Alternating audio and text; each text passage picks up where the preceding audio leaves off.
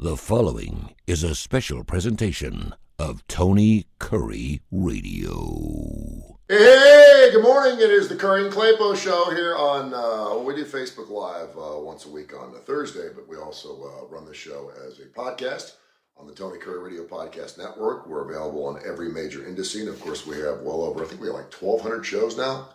Everything from Need to Know, we got the Kiefer and Curry show, which is doing fantastic, a Mission Model with Michael Coleman, we have the Austin Hank show with Billy F. Gibbons from ZZ Top, we have the Damon Johnson show, we have Live Wire Wednesday, we have Students of the Game, we got the Kurre and Klapow show, we got Tony Kurre Live, tons of great shows. Come into our little... Tony Kurre Live, I haven't heard that one. Oh, that's when I do my little... I'm going to be doing a show. The Library of Congress just inducted the new songs. Every year the Library of Congress inducts new songs into this iconic song, whatever. I don't even know what it is. But this year they did Stairway to Heaven, which certainly is an iconic song. Interesting. They did Deja Vu from Crosby, Stills and Nash. Interesting. And they did Sweet Dreams from the Eurythmics. I'm like... That's so interesting. I didn't even know about that. That's an interesting... Remember that disc? So sorry. Remember that disc that we sent up to space? Yeah. It was like gold-plated disc. Yeah. And it was basically like 45 minutes of everything our humanity's about. Yep. In case some alien found it. Yeah. And it was encoded with zeros and ones and blah. And so they had to pick like a couple of songs and some pictures. So they put a picture of Marilyn Monroe on this disc. Okay. There was an Elvis Presley song. Okay. So this is kind of like with the Library of Congress. I like it. Like culturally speaking, these songs are like bigger than the Rock and Roll Hall of Fame type of thing. Well, that's what I was going to ask. That's so interesting. It's almost like the Library of Congress sort of one-upping the Rock and Roll Hall. Well, they've been doing it for years. Yeah, I didn't realize that. So they put like some song from 1910 on it, like the first recording of someone playing the spoons and stuff like that. So I came up with my top 10 most important classic rock songs. Not the best classic rock songs. No, I understand. But songs that, quite frankly, if they were not made, classic rock would just be different. Oh, classic rock. So there would be a void. For example, and I brought this up, More Than a Feeling from Boston. Okay, It's like one of the most important songs that was ever written, ever played. You still hear it now. Right. It was so far ahead of its time. It influenced so many other rock and rollers. It makes me me emotional as you hear about that song. Yeah. So these are not like impact song like for example, American Pie. So it's not impact culturally. It's impact. American Pie is on my list. Okay, but it's got been movies made about American Pie. Well, that's what I mean. So your list kind of has both. I mean, More Than a Feeling, absolutely from a classic rock standpoint, it didn't change. It wasn't a cultural statement song. Yeah, it was. Oh yeah, it's like I said, it's the most. You could call it most influential or most important.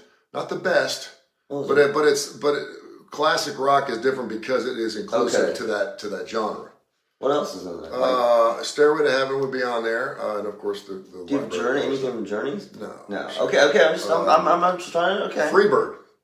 As much as I played Freebird a million times, and if I ever hear Freebird again, I'm good. But from a cultural standpoint, how important it is to classic rock and to the genre itself. Okay. Every time you go to an Adele concert, what are people screaming?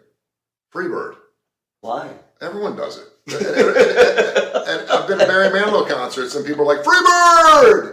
That's how culturally iconic that song is. That's how important that song is. Have you ever heard Barry Manilow sing Freebird? Yeah. But for Sweet Home Alabama, that's what I'm saying. It's not on there. No, okay, because Sweet Home Alabama is it's Alabama specific. Well, it is. It's a great song, and it's known around the world. It's got a social. It has a social implication. But if Sweet Home Alabama was never made, the world of classic rock would not be. I see what you're saying. Here it would be, but not around the world. So these are, So I'm trying to think of some of the other songs. But anyway, I'll do a live podcast later on today. By the way, I love the Palm. I feel like we're somewhere between. You like that? I have a Jungle Room kind of vibe, but I also I feel like. I don't know. I just feel like we're in kind of like a spa resort. Well, I was going to put my marijuana plant back there, but I was afraid that, since it was 420 and all, I didn't want people to think that I was... Going that big? You haven't been out of my basement? You growing, really?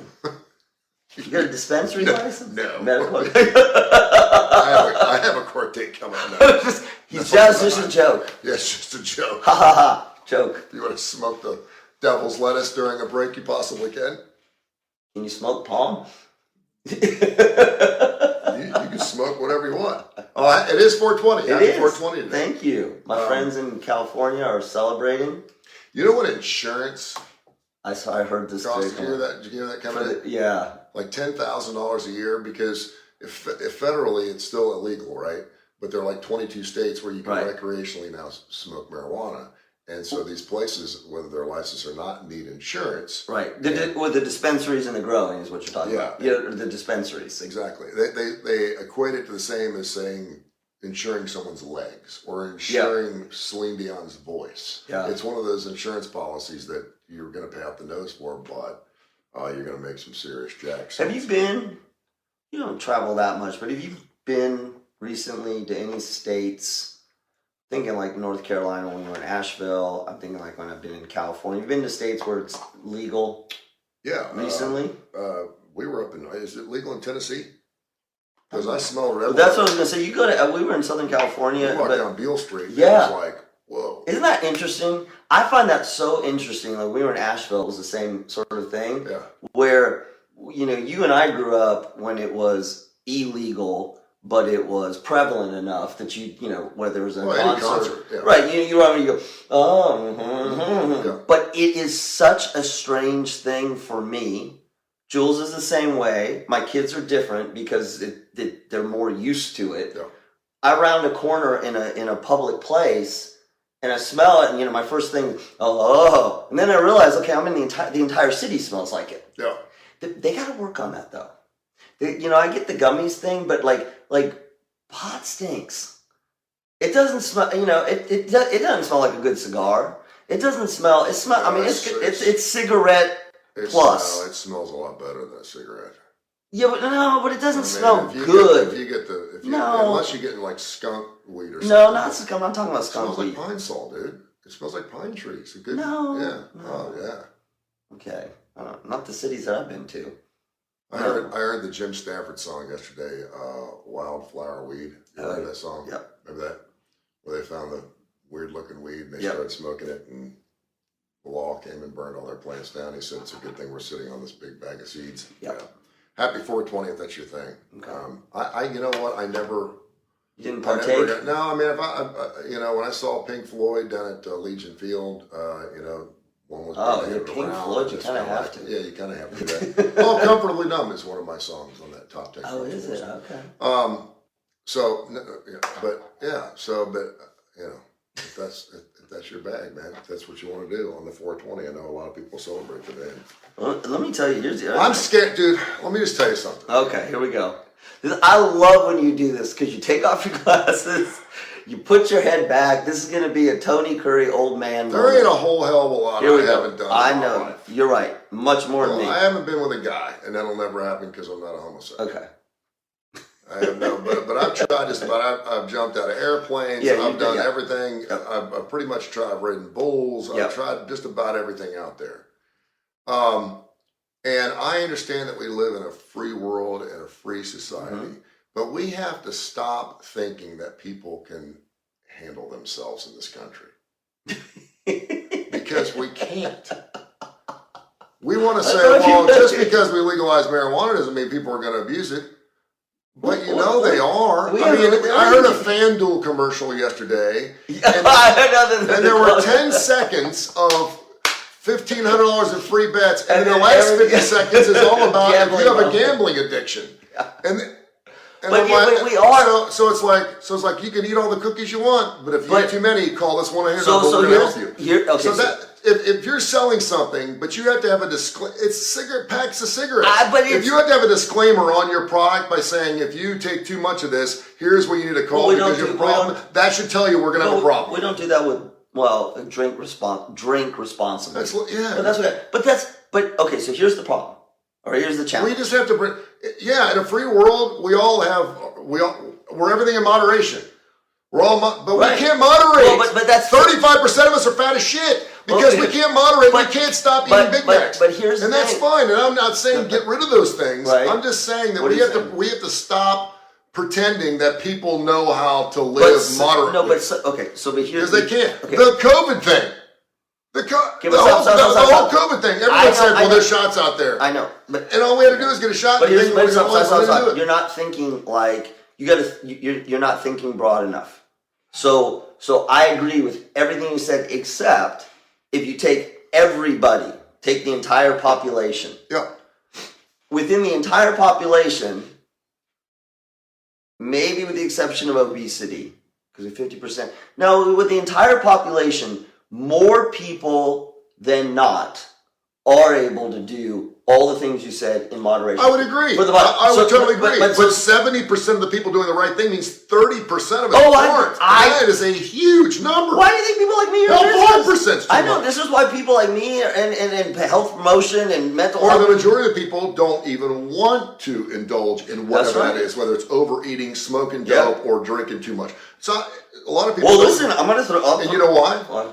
They may have an addictive personality. Maybe they have a brother or sister who has an issue with overeating or over smoking. And so they're like, you know what? I don't even want to go there. A lot of people, 30% of this country doesn't drink at all. It never has. Which is kind of hard to believe. Particularly since there's liquor commercials like every other. Here's the other thing. And I'm not preaching. No, I know I've done it all. No, I know. And that's because I'm speaking wisdom here. So at what time or what point does it cross over? This is the part to me that's absolutely fascinating, because we have this with marijuana right now. People are all, some states are, some states aren't. Federal, it's not. What should we do? Gambling is the same thing. But if you look at alcohol, we sort of, historically, we went through prohibition, we went through the whole thing, and we sort of settled on how society is treating it. By legalizing, we're saying it's okay.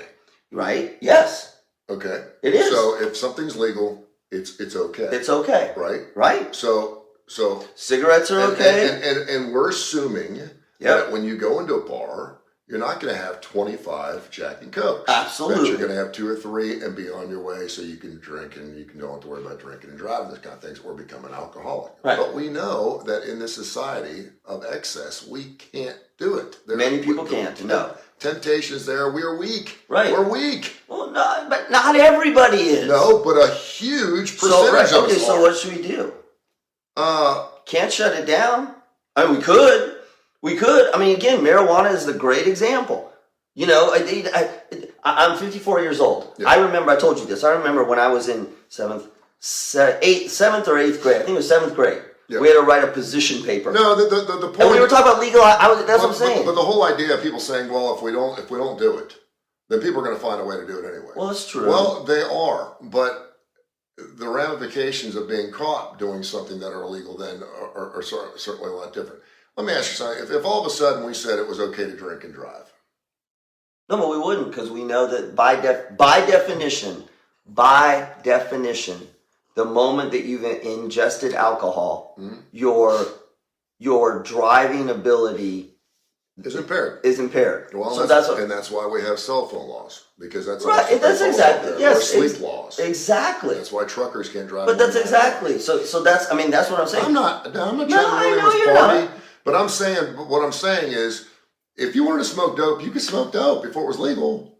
Yeah. And it was more fun that way. No, but that's what... You know what gambling was? Gambling was a hoot when the only place you could do it was Las Vegas. Well, but now you can do it everywhere. It's not fun anymore. Well, but think about alcohol and marijuana. Alcohol and marijuana are interesting, right? Alcohol, again, you can go back biblical, but we had, more limited kinds. We had less variety. And then as it became legal, more and more and more. I'd be okay if they legalized weed, but you had to smoke it.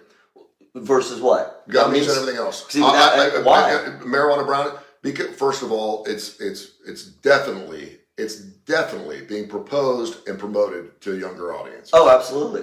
Because I'm sorry, I'll get a bag of sour worms every once in a while, right. But adults aren't sitting around popping gummies. They are now. And so I was just going to tell you. Listen. Here's what I'm going to tell you. And the vape thing's the same way. Well, every damn vape is all this Chinese strawberry crap. No one smokes vapes because it tastes good. Okay, so here's the difference. Here's the difference. And here's the interesting thing with gummies. I'm seeing this in college students, but I'm also more seeing it in young parents.